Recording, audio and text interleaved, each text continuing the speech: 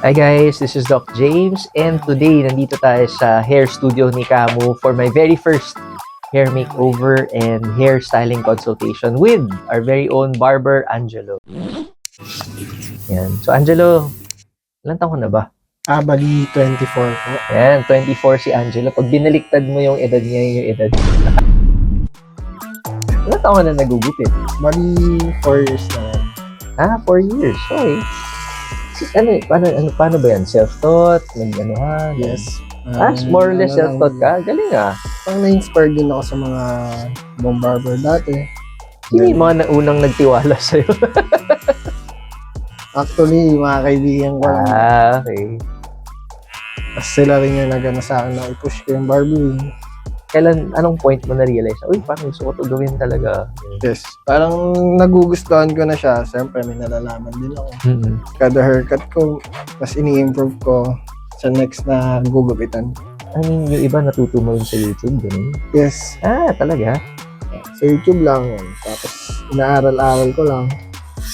Then kapag nakapanood ako, yan, naghahanap na agad ako ng gugupitan. Para sa iyo, parang may mga book ba na parang ayaw mo gupitin kasi parang mas mahirap siya. Yes, may mga book na tulad nito kapag sobrang naiksiyan. Tulad nito, ayaw ko ito gupitan. Pag sobrang naiksiyan natin, tatayo to. Totoo yun. Nilagyan ng product, nakatayo lang talaga. Actually, minsan kahit may product nga, nakatayo pa rin siya eh. Kaya dapat yung kada igugupit mo sa buhok, kailangan calculated mo. Tapos ngayon, full-time na to na ginagawa mo. O meron ka pa bang ibang ginagawa? Yes, ito na talaga. Parang fashion na to.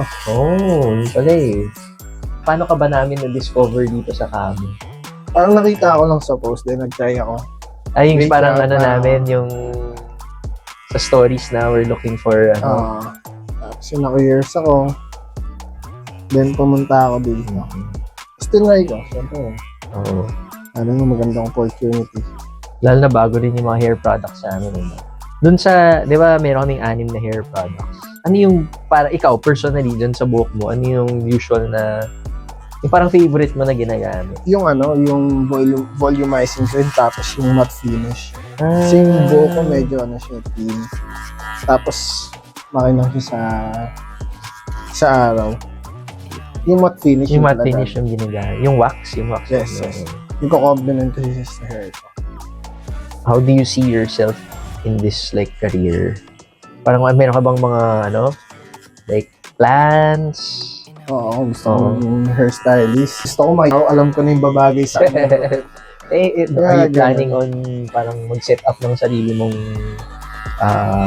place or hairstyling? Oo naman. Barber? Parang halos lahat naman nata ng barber gusto ng sarili. Hindi ka papakilaman ng ibang tao. Walang sisitas.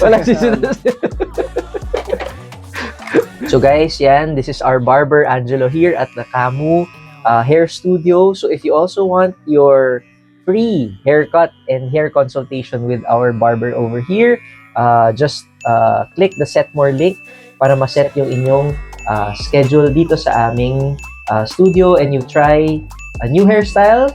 And sabi nga ni Angelo, sometimes yung transformations nasa tao din yan, di ba? So, Angelo, congrats! And sana lahat tayo at a very young age, alam na yung ang gusto nating gawin kagaya niya. So, guys, see you and subscribe to our YouTube channel. Turn on your notifications so that when we have new videos, you can see them here.